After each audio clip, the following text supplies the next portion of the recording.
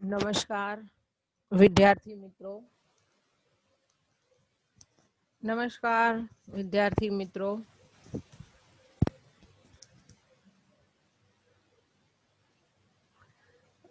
હવે આપણે આગળ કોમ્પ્યુટરમાં જોઈશું ચેપ્ટર નંબર 6 ઓબ્જેક્ટ આધારિત ખ્યાલો ચેપ્ટર નંબર 6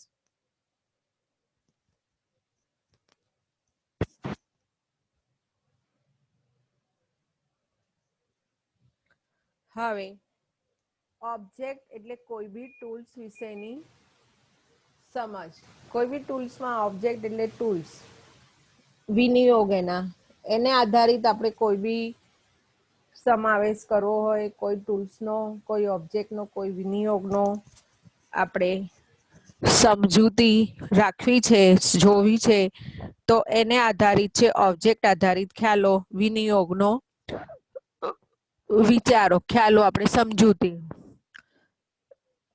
હવે આજે ઇન્ટરનેટ વેબસાઇટ અને વેબ આધારિત પ્રક્રિયાઓનો યુગ થઈ ગયો છે યુગમાં આપણે જીવીએ છીએ આજે આપણે ઇન્ટરનેટ વેબસાઇટ અને વેબ આધારિત પ્રક્રિયાઓના યુગમાં જીવીએ છીએ અને જ્યાં વિનિયોગનો ઝડપી વિકાસ સોર્સ કોડનો પુનઃ ઉપયોગ પણ ઘણો અગત્યનો છે હવે જ્યારે આપણે ઇન્ટરનેટ વેબસાઇટ અને વેબ આધારિત ની યુગમાં જીવીએ છીએ તો વિનિયોગનો વિકાસ ખૂબ ઝડપી અને સોર્સ કોડનો પુનઃ ઉપયોગ પણ ઘણો અગત્યનો બની ગયો છે હવે સોફ્ટવેર સિસ્ટમના વિશ્લેષણ તેની ડિઝાઇન તેનું અમલીકરણ આ બધું જ ઓબ્જેક્ટ આધારિત પદ્ધતિ કે તેની ક્રિયા નોંધપાત્ર મહત્વની ભૂમિકા ભજાવે છે એટલે ભૂમિકા મહત્વનું ધરાવે છે સોફ્ટવેર સિસ્ટમમાં વિશ્લેષણ તેની ડિઝાઇન તેનું અમલીકરણ ઓબ્જેક્ટ આધારિત પદ્ધતિ અને તેની ક્રિયામાં મહત્વની ભૂમિકા ભજવે છે ઓબ્જેક્ટ આધારિત પદ્ધતિનો ઉપયોગ કરવા માટે સોફ્ટવેર વધુ વિશ્વનીય છે ઓબ્જેક્ટ આધારિત પદ્ધતિનો ઉપયોગ કરીને સોફ્ટવેર એ વધુ વિશ્વસનીય છે તેની જાળવણી રાખવી તેનું વિકાસ કાર્ય ખૂબ જ સરળ છે હવે આ પ્રકરણમાં આપણે જોઈશું કે ઓબ્જેક્ટ આધારિત ની સમજ પ્રોગ્રામિંગ ભાષાનો ઉપયોગ કરવામાં આવે છે ઓબ્જેક્ટ આધારિત જો તેની સમજણ પાડવી હોય તો જાવા પ્રોગ્રામિંગ ભાષાનો ઉપયોગ અમલીકરણ કરવામાં આવે છે હવે સૌપ્રથમ તેનો પરિચય ઇન્ટ્રોડક્શન ઓબ્જેક્ટ એટલે શું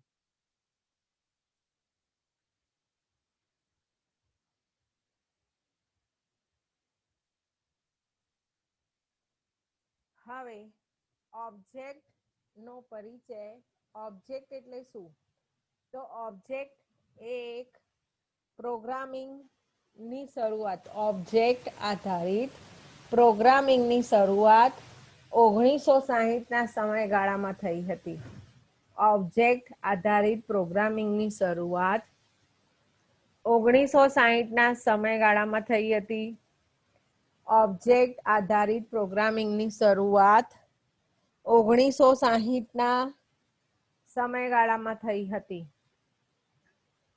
1980ના દાયકામાં મધ્યથી 1980ના દાયકાના મધ્યથી નવા સોફ્ટવેર બનાવવામાં આવ્યા પ્રોગ્રામિંગની મુખ્ય પદ્ધતિ બનતી ગઈ પ્રોગ્રામિંગની મુખ્ય પદ્ધતિ બનતી ગઈ સોફ્ટવેર સિસ્ટમ અતિ ઝડપથી વધતા કદ જટિલતાનું નિયંત્રણ કરવા માટે જટિલ સિસ્ટમ ના સમય સાથે સુધારવાનું કાર્ય સરળ બન્યું. એક માર્ગ તરીકે પદ્ધતિને વિકસાવવામાં આવી. પ્રચલિત પ્રોગ્રામિંગ ભાષા જેવી કે C++, જાવા, C#, VBNet, ASP.NET અને PHP ઓબ્જેક્ટ આધારિત પ્રોગ્રામિંગને સમર્થન આપે છે. હવે 1980ના દાયકામાં મધ્યથી નવા સોફ્ટવેર બનાવવા માટે પ્રોગ્રામિંગ માટે આ મુખ્ય પદ્ધતિ બનતી ગઈ. સોફ્ટવેર સિસ્ટમના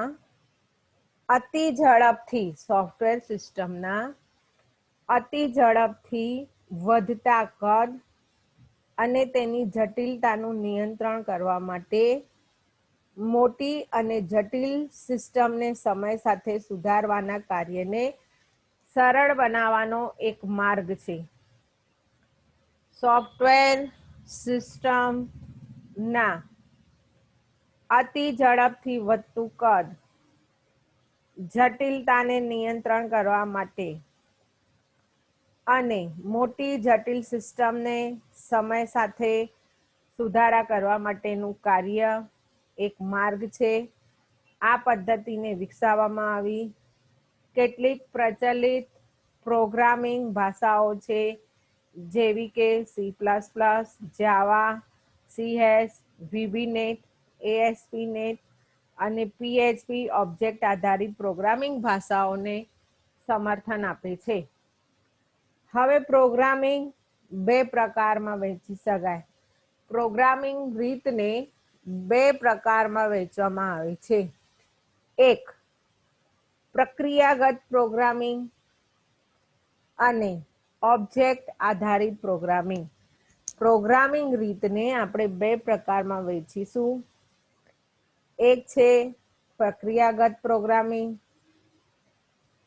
અને બીજું છે ઓબ્જેક્ટ આધારિત પ્રોગ્રામિંગ. હવે પ્રક્રિયાગત પ્રોગ્રામિંગમાં કેન્દ્રબિંદુ ડેટા ઉપર કાર્યપ્રણાલી અને પ્રક્રિયાઓને લખવામાં કેન્દ્રિત કરે છે. પ્રોગ્રામિંગને બે પ્રકારમાં વહેંચવામાં આવે છે. પ્રક્રિયાગત પ્રોગ્રામિંગ, ઓબ્જેક્ટ આધારિત પ્રોગ્રામિંગ. પ્રક્રિયાગત પ્રોગ્રામિંગમાં કેન્દ્રબિંદુ ડેટા ઉપરની કાર્યપ્રણાલી અને પ્રક્રિયાઓ લખવામાં કેન્દ્રિત કરે છે.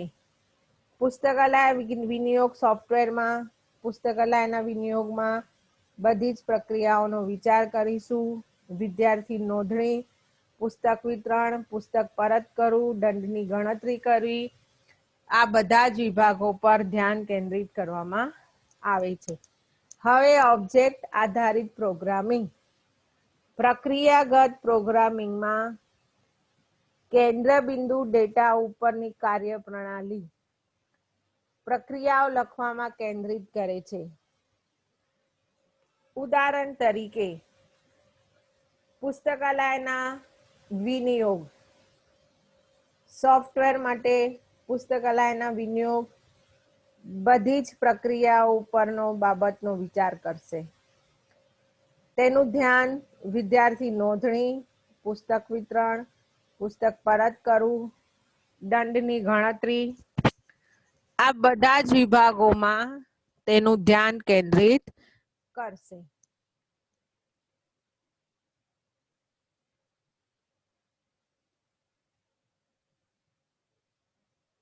હવે ઓબ્જેક્ટ આધારિત પદ્ધતિમાં કેન્દ્રબિંદુ એ ઓબ્જેક્ટ છે. ઓબ્જેક્ટ આધારિતમાં તેનું કેન્દ્રબિંદુ ઓબ્જેક્ટ છે. એમ બંને એક સાથે પુસ્તકાલય જો બનાવવું હોય, ઉદાહરણ તરીકે આપણે એક ઓબ્જેક્ટ આધારિત પુસ્તકાલય બનાવવું છે. ઓબ્જેક્ટ ઉપર કેન્દ્રિત રહી વિદ્યાર્થીનું નામ, પુસ્તકનું નામ, ગ્રંથપાલ જેવા ઓબ્જેક્ટનો વિચાર કરીશું. ઓબ્જેક્ટ એકબીજા સાથે સંકળાયેલા હોય છે. વિદ્યાર્થી પુસ્તકાલયમાં પુસ્તક પરત કરે તેની નોંધણી રાખી. તો ટૂંકમાં બધી જ જે ગ્રંથપાલ ને લાઇબ્રેરીમાં પ્રક્રિયાઓ કરવામાં આવતી હોય એ બધી જ પ્રક્રિયાઓ આપણે આ ઓબ્જેક્ટ દ્વારા કરીશું. ઓબ્જેક્ટ આધારિત પ્રોગ્રામિંગ ભાષાઓની ક્ષમતા પ્રોગ્રામરને વિભાગીય પુનઃ ઉપયોગ લેવાનો, પ્રોગ્રામનો વિકાસ કરે, પ્રોગ્રામને કોડ લખવાનું સામર્થ્ય પૂરું પાડે છે.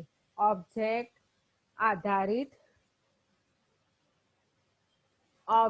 આધારિત પ્રોગ્રામિંગ ભાષાઓની તાકાત, એની ક્ષમતા પ્રોગ્રામરને વિભાગીય પુનઃ ઉપયોગમાં લઈ શકાય, પ્રોગ્રામનો વિકાસ કરી શકાય, પ્રોગ્રામને કોડ લખવાનું સામર્થ્ય પૂરું પાડે છે. આ ક્ષમતાને કારણે પ્રોગ્રામર હયાત મોડ્યુલમાં ફેરફાર કરી નવા પ્રોગ્રામની રચના કરે છે. સોફ્ટવેરના અન્ય ભાગમાં કોડમાં લખેલ મોડ્યુલરમાં ફેરફાર કરો, બદલો, ભાષાઓની લવચિકતા, હયાત કોડનો ઉપયોગ, હયાત કોડને સુધારી ઉપયોગ કરો અને સોફ્ટવેર બનાવવાની ઝડપ વધારી શકાય છે. ઓબ્જેક્ટ આધારિત પ્રોગ્રામિંગ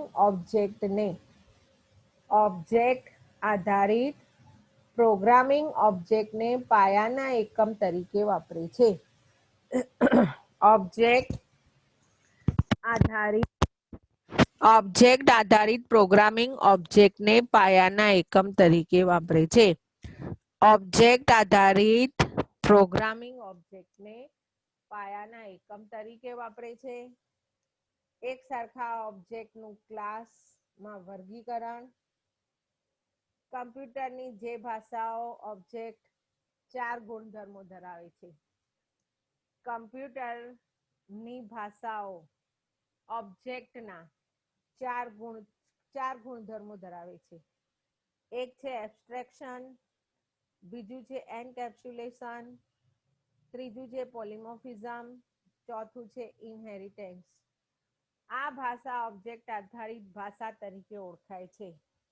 ભાષા ઓબ્જેક્ટ આધારિત ભાષા તરીકે ઓળખાય છે. ઓબ્જેક્ટ આધારિત પ્રોગ્રામિંગ ઓબ્જેક્ટને પાયાના એકમ તરીકે ઓળખવામાં આવે છે. ઓબ્જેક્ટનું ક્લાસમાં વર્ગીકરણ કરવા માટે ભાષાઓમાં ઓબ્જેક્ટ આધારિત 4 ગુણધર્મો છે.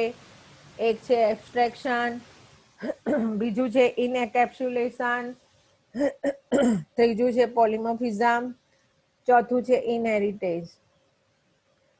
અને ભાષાને ઓબ્જેક્ટ આધારિત ભાષા તરીકે ઓળખાય છે. હવે ઓબ્જેક્ટ એટલે શું?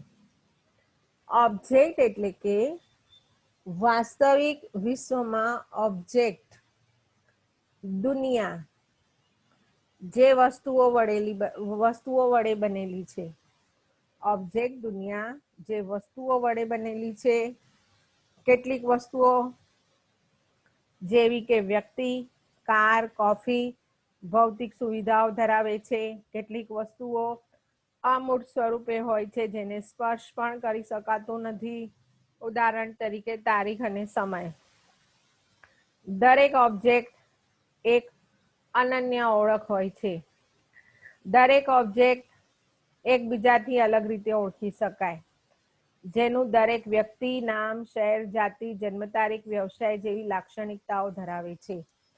ઓબ્જેક્ટ આધારિત પરિભાષાના લક્ષણો પ્રોપર્ટી અથવા એટ્રીબ્યુટ તરીકે ઓળખાય છે. ઓબ્જેક્ટ આધારિત પરિભાષાના લક્ષણોને પ્રોપર્ટી કે એટ્રીબ્યુટ તરીકે ઓળખાય છે. ગુણધર્મ કે સંબંધિત ગુણધર્મો પણ કહી શકીએ. ગુણધર્મ કે સંબંધિત ગુણધર્મો પણ કહી શકીએ છે. એક વ્યક્તિને બીજી વ્યક્તિથી અલગ પાડવામાં આવે છે. લાક્ષણિકતાની કિંમતનો ઉપયોગ કરવામાં આવે છે.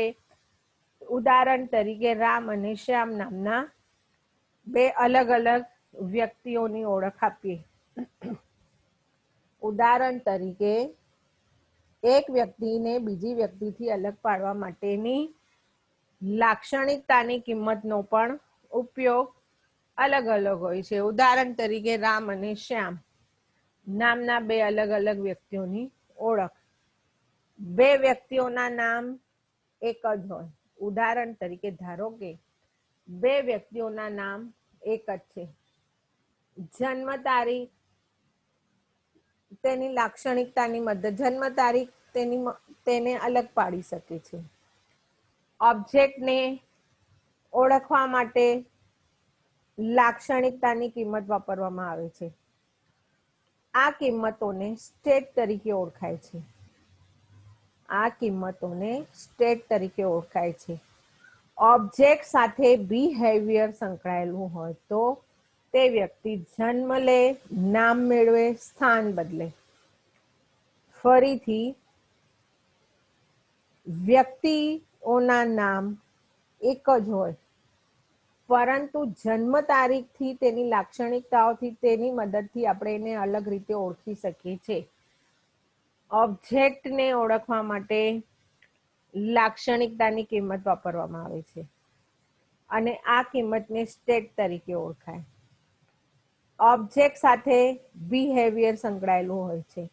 ઓબ્જેક્ટ સાથે બિહેવિયર સંકળાયેલું હોય છે. ઉદાહરણ તરીકે વ્યક્તિ જન્મ લે, નામ મેળવે, સ્થાન બદલે. આ બિહેવિયરને મેથડ તરીકે ઓળખવામાં આવે છે. ઓબ્જેક્ટની કિંમત તેના બિહેવિયરને કારણે બદલાઈ જશે. વિશ્વમાં કોઈ પણ વસ્તુ કયા નામથી ઓળખાય છે, શું છે, તે શું કરે છે, તેનું વર્તન શું છે એ દ્વારા વર્ણવી શકાય છે. ઓબ્જેક્ટની કિંમત બિહેવિયર ના કારણે બદલાઈ શકે છે. વિશ્વમાં કોઈ પણ વસ્તુને કયા નામથી ઓળખાય છે, તેની આઈડેન્ટિટી, તેની ઓળખ શું છે, તે શું છે, તેની સ્થિતિ શું છે, તે શું કરે છે, તેના દ્વારા પણ વર્ણવી શકાય છે. હવે ઓબ્જેક્ટ આધારિત પ્રોગ્રામિંગ. ઓબ્જેક્ટ આધારિત પ્રોગ્રામિંગમાં ઓબ્જેક્ટનું વર્ણન કરતી જુદી જુદી લાક્ષણિકતાઓને ડેટા ફિલ્ડ તરીકે પણ ઓળખવામાં આવે છે. ઓબ્જેક્ટ આધારિત પ્રોગ્રામિંગમાં ઓબ્જેક્ટનું વર્ણન કરતી જુદી જુદી લાક્ષણિકતાઓને ડેટા ફિલ્ડ તરીકે ઓળખાય છે. ઓબ્જેક્ટ સાથે સંકળાયેલા વિવિધ ડેટા, એટ્રીબ્યુટ, બિહેવિયર મેથડને સામૂહિક રીતે મેમ્બર કે ફીચર્સ તરીકે ઓળખાય છે. ઓબ્જેક્ટ આધારિત પ્રોગ્રામિંગમાં ઓબ્જેક્ટનું વર્ણન કરતી જુદી જુદી લાક્ષણિકતાઓને ડેટા ફિલ્ડ તરીકે ઓળખવામાં આવે છે. ઓબ્જેક્ટ સાથે સંકળાયેલા ડેટા, એટ્રીબ્યુટ્સ, બિહેવિયર મેથડને મેમ્બર કે ફીચર્સ તરીકે ઓળખવામાં આવે છે. કોઈ સોફ્ટવેરની રચના કરીએ, કોઈ ઓબ્જેક્ટને પસંદ કરીએ તો વિનિયોગ અર્થપૂર્ણ હોવો જોઈએ. રેલવે આરક્ષણ વિનિયોગ માટેના ઉદાહરણ તરીકે રેલવે, ટ્રેન, પ્રવાસી ટિકિટ, સ્ટેશન ઓબ્જેક્ટ જેવા યોગ્ય રીતે તેનો ઉપયોગ કરવામાં આવે છે. કાર, કમ્પ્યુટર, ઘડિયાળ જેવા ઓબ્જેક્ટના વિનિયોગ માટે અસંગતતા ઊભી કરે છે. હવે ક્લાસ એટલે શું? ક્લાસ એટલે શું?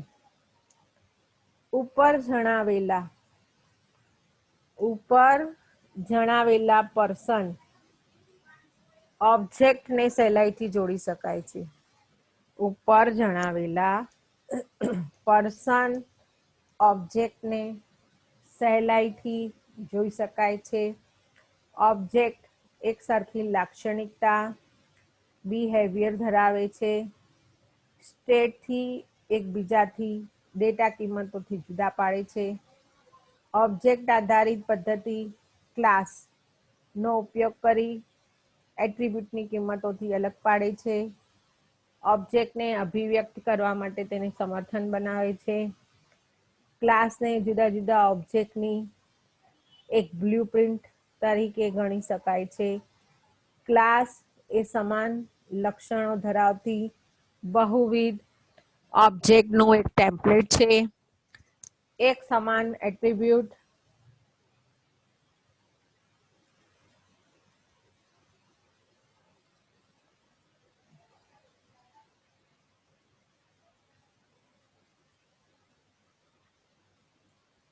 એક સમાન ક્લાસ એ સમાન લક્ષણો ધરાવતો બહુવિધ ઓબ્જેક્ટનું એક ટેમ્પલેટ છે. એક સમાન એટ્રીબ્યુટ તેનું બિહેવિયર ધરાવતું ઓબ્જેક્ટનું એક જૂથ છે. એક જ ક્લાસના જુદા જુદા ઓબ્જેક્ટને સિમેન્ટિક હેતુ એક સરખો છે. ક્લાસ એ કોઈ ચોક્કસ ઓબ્જેક્ટના જૂથની બધી જ સમાન લાક્ષણિકતાઓનો સમાવેશ કરે છે. ક્લાસ એ સમાન લક્ષણો ધરાવતું બહુવિધ ઓબ્જેક્ટનું એક ટેમ્પલેટ છે. એક સમાન એટ્રીબ્યુટ બિહેવિયર ધરાવતા વિવિધ ઓબ્જેક્ટનો એક જૂથ હોય. એક જ ક્લાસના જુદા જુદા ઓબ્જેક્ટને સિમેન્ટિક હેતુ પણ એક સરખો હોય છે. ક્લાસ કોઈ ચોક્કસ ઓબ્જેક્ટના એક સમાન લાક્ષણિકતાઓનો સમાવેશ ધરાવે છે. બધી જ વ્યક્તિઓના સામાન્ય એટ્રીબ્યુટ બિહેવિયરનો સમાવેશ કરતો પર્સન નામનો ક્લાસ છે. દરેક વ્યક્તિ એ ઓબ્જેક્ટ છે. સ્ટેટ એટલે એટ્રીબ્યુટની કિંમત અને ઓબ્જેક્ટનો તફાવત દર્શાવે છે. પર્સન નામનો ક્લાસ અને તેના ઓબ્જેક્ટ. અહીં તમને એક ઉદાહરણ આપ્યું છે. પર્સન દરેક માણસો પોતાની અલગ અલગ ક્રિયાઓ કરી શકે છે. તેનું નામ અલગ હોય, તેની સિટી, જેન્ડર, બર્થ ડેટ, તેનું પ્રોફેશન બી અલગ હોય છે. પર્સનની લાક્ષણિકતાઓ અલગ અલગ હોય. કોઈ ડોક્ટર હોય, કોઈ પ્રોફેસર હોય, કોઈ રમતમાં પ્લેયર હોય. તમને અહીંયા ઉદાહરણ તરીકે સમજાયું છે કે એક છે ડોક્ટર ફિમેલ, તેની જન્મ ડેટ, તે જેન્ડર મેલ છે કે ફિમેલ છે. પછી એક છે આર્કિટેક્ટ, એક સ્ટુડન્ટ છે, એક પ્રોફેસર છે ને એક પ્લેયર છે. પર્સન નામનો ક્લાસ પણ તેના ઓબ્જેક્ટ જુદા જુદા. હવે ઓબ્જેક્ટ આધારિત ખ્યાલો અને ક્લાસ ડાયાગ્રામ. ઓબ્જેક્ટ આધારિત ખ્યાલો અને ક્લાસ ડાયાગ્રામ. હવે ક્લાસ ડાયાગ્રામનો પરિચય શું? ક્લાસ ડાયાગ્રામ એટલે શું? તો ક્લાસ ડાયાગ્રામ અનેક ક્લાસનો સમૂહ, અવરોધો અને જુદા જુદા ક્લાસ વચ્ચેનો સંબંધની સ્થિતિ રજૂ કરે છે. ક્લાસ ડાયાગ્રામનો પરિચય. ક્લાસ ડાયાગ્રામ અનેક ક્લાસનો સમૂહ, અવરોધો, જુદા જુદા ક્લાસ વચ્ચેના સંબંધની સ્થિતિ રજૂ કરે છે. Unified modelling language UML.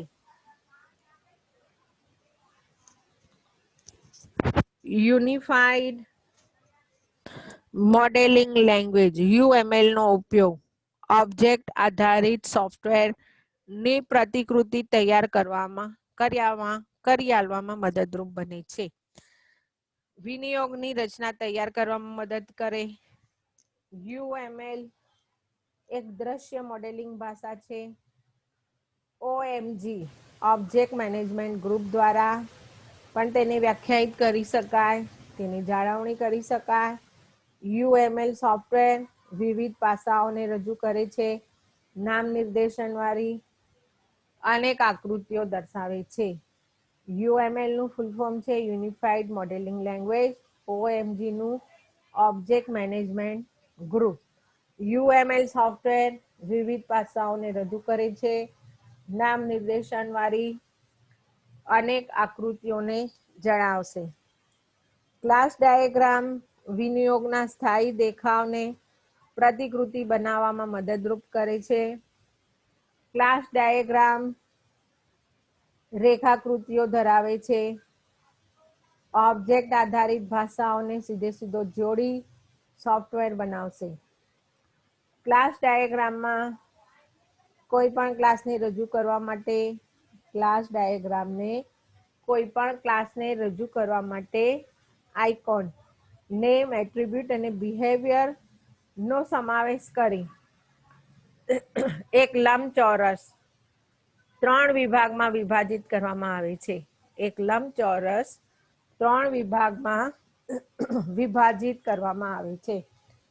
સૌથી ઉપરના વિભાગમાં ક્લાસનું નામ, વચ્ચે વિભાગમાં ક્લાસના એટ્રીબ્યુટ કે પ્રોપર્ટીનું નામ, સૌથી નીચેના વિભાગમાં ક્લાસનું બિહેવિયર, ઓપરેશન અથવા મેથડ. UML પ્રણાલી બીજા ક્લાસના સચિત્રને રજૂ કરશે. પર્સન નામનો ડાયલોગ બોક્સ પણ દર્શાવ્યો છે. ક્લાસ ડાયાગ્રામમાં કોઈ પણ ક્લાસને રજૂ કરવા માટેના 3 વિભાગમાં તેને વિભાજિત કરવામાં આવે છે. પહેલું છે નામ, બીજું છે એટ્રીબ્યુટ, ત્રીજું છે બિહેવિયર. સૌથી ઉપરના વિભાગમાં ક્લાસનું નામ, વચ્ચેના વિભાગમાં એટ્રીબ્યુટ અને નીચેના વિભાગમાં ક્લાસનું બિહેવિયર અને ઓપરેશન. UML પ્રણાલિકા ક્લાસની રજૂઆત દર્શાવે છે. પર્સનનો ક્લાસ ડાયાગ્રામ પર દર્શાવેલો છે. હવે UML પ્રણાલી ક્લાસની રજૂઆત. UML પ્રણાલીગત ક્લાસની રજૂઆત. તમને અહીંયા 3 લેયરમાં 3 વિભાગમાં વિભાજિત કરવામાં આવ્યું છે. પહેલું છે ક્લાસ નેમ, બીજું છે વિઝિબિલિટી ડેટા એટ્રીબ્યુટ, પછી બીજું છે વિઝિબિલિટી ઓપરેશન, રિટર્ન ટાઈપ તેનો પ્રકાર, પછી પર્સન ક્લાસની આકૃતિમાં બતાવ્યું છે પહેલું પર્સન, પછી બીજા વિભાગમાં છે તેનું નામ, સિટી, જેન્ડર, બર્થડેટ, તેનું પ્રોફેશનલ, તે કયું પ્રોફેશનલ ધરાવે છે, ને ત્રીજામાં છે તમને બર્થડેટને ડિસ્પ્લે કરવામાં આવે છે.